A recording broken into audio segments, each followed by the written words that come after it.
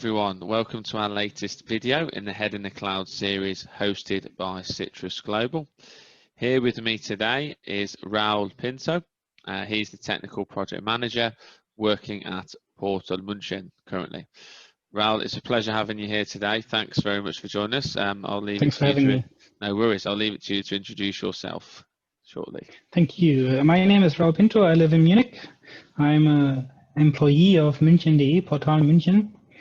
Some people might know this from the webpage, but we also have two apps, and I'm technical project manager for these two apps, the official Oktoberfest app and the Munich Smart City app. And also I'm freelancing in different spaces like web services or web pages, as well as native apps. Okay, fantastic. Thank you for that. Well, I mean, the current topic, which is relevant to everyone throughout the course of 2020, is of course COVID-19. How were you during lockdown, Raul? How did you find it? I was actually enjoying it, you know. I like working from home. Since I'm a freelancer, I have a very well organized home office. Yeah. So I have my 3 monitors here. I can have video conferences. I have a stable internet connection, a lot of good things you need during lockdown. And what I missed, though, were the social interactions with friends and colleagues. Of course, yeah. It's difficult, isn't it? I suppose even though you're speaking to people on a via video, you can't quite easily just, you know, pop into the kitchen or whilst you're making a cup of coffee, bounce ideas off colleagues. It's Exactly, yeah. I mean, it was okay, but I also really prefer the video conferences to telephone calls because seeing someone else is a big difference for me. Agreed, yeah, same with me. It's much more like face-to-face is much more preferable in my opinion as well. For sure. Exactly. What have been your biggest frustrations throughout the course of that? That's a very good question. The social contact I was missing, definitely. I also like just going outside and walking the streets, something with friends. This didn't work out anymore. And of course, just like we have some like after hours or after work, we just meet, have a beer somewhere, and that didn't work out during that time. Yeah. So I was missing that. Also going to the cinemas and concerts and something like this. Yeah, that was like the private things I was missing. Yeah, so like I suppose living a normal life, it was difficult, wasn't it? Especially for those who didn't have a garden. Like I didn't have a garden throughout living in a flat in London. It was, yeah, not ideal, you could say. Did you have a garden? Yeah. No, I don't have a garden. I only have a flat. Yeah. In the city of Munich. There's some green space around, but not too much. Yeah, exactly. Then we're in the same boat, you could say. Yes, for sure. What lessons have you learned from all this? What have been the main lessons you've learned? So I realized that having a very good home office is like one of the most important things. Also, I was used to having the home office, but it is well organized. As I said, like having 3 monitors around myself is just working like from the office. Yeah. Or having a stable internet connection. Luckily, it worked out. That really was a good one. Also, like that the webcam is working and everything was set up for my freelancer for different companies and different partners. This also worked out very well. So this is what I learned was that I could build on this basic I already built up in the years before. Mm-hmm. And not having to sit like on kitchen chairs and having to buy new headsets and build new tables or something like that, because some colleagues had to do that. So I realized how good it was that I was prepared. Right, okay. So it sounds like you were prepared for it, which is great. If you could go back in time, would you have done anything differently, maybe, to prepare for it, like in hindsight? Well, as I said, I always was prepared. Yeah, so that's what I mean. You sound like you were prepared, but is there anything that you would have done differently to maybe alter it to make things better or improve it, or do you feel that it was as good as it could have gone? It turned out that like meeting friends and telephone conferences, video conferences, like on a Friday afternoon or like Friday evening or Tuesday evening, they usually go out to have a drink. Yeah. You just have it in front of your Zoom conference call. If I knew that before that it helps, I would have started that earlier. Okay, so like a virtual beer, yes. you'd have had that earlier on in lockdown. Yeah. Yeah. Okay. Yeah, I think like I noticed that as well. But we were doing, me and my friends were doing quizzes and things like that, and which helped, of course. and watching a lot more Netflix, I suppose, than usually Yeah. than usual. But True. yeah, a virtual beer and virtual coffees were there. They did Yes. help for sure. I totally agree.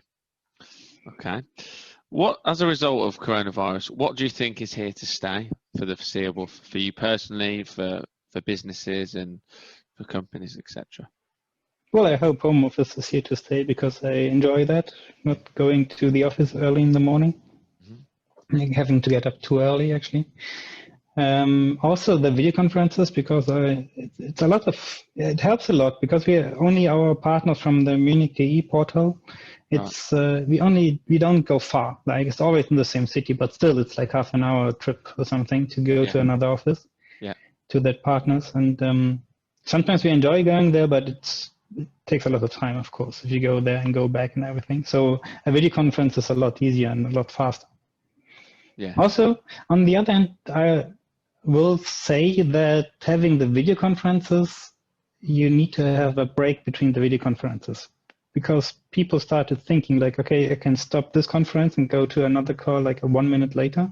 Yeah. But usually you have to walk from one room to the other, which helps you like recapitulate, like think about this and just save the information you got. Yeah. And that is something I have definitely learned now Oh, with okay. that video conferences. And also what is to stay is the face masks. I'm pretty sure about that. Yeah, I think you're right. Yeah, they'll be here for the foreseeable, won't they? Yeah. It's one of those, like some companies, some people are going to be benefiting, unfortunately, from the pandemic, and I think, yeah, for sure. That's an interesting point you make though about, say, when you're in the office physically and you go between meetings, you have that time to digest the information and recap and prepare yourself, even if it's briefly, for the next meeting. But whereas a Zoom call, it's sometimes continuously one after the other. And Exactly. yeah, yeah. In fact, when you put it like that, I've experienced that a few times, and I've had to, yeah, sometimes I've come off the second or third call and I've thought, oh, what's happened there? And then you Yeah. have to look at the notes and then, yeah, it rejigs your memory. It's a good point.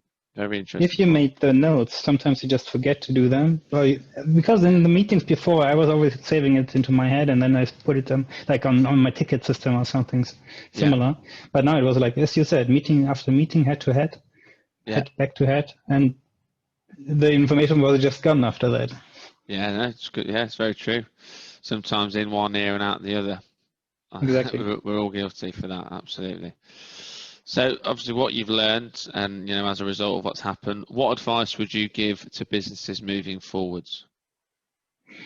I would suggest businesses to allow home office, even if it's not mandatory anymore, because people just sometimes need the time off. Like they should work, and if you trust your employees, they work from home. Yeah, They have the space. Like there's no colleague coming to the door asking something or something because, and you just can concentrate. So that's something even better. Also, like mixtures between like 2 times a week, 4 times in a month, or something yeah, that would help your employees. I would definitely say that. yeah, Also, I would say that you have to prepare the environment to accept that, and also that just that someone is in home office doesn't mean he has holidays. yeah, That is something I experienced between my partners in freelancing as well as my employers. It was really, it's not that he's on holiday. You can still call him, but when their colleagues say, "Yeah, he's on home office, I won't call him." That's not something you should do. And also, you should reach out to your employees. Just because they're on home office doesn't mean they are alone. They shouldn't be left alone. That's a good point. So they Yeah. give social respect.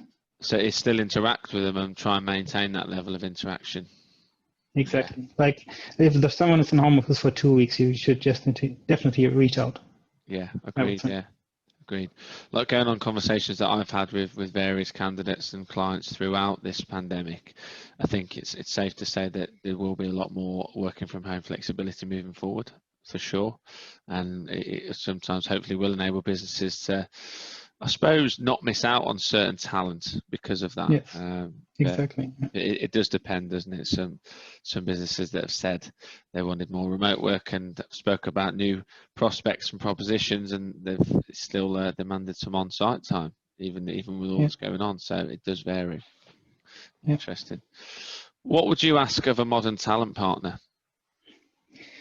Yeah, I like the idea you said that you send in a video interview that's like you get a first glimpse of that new possible employee. I Yeah, think that's a very good way.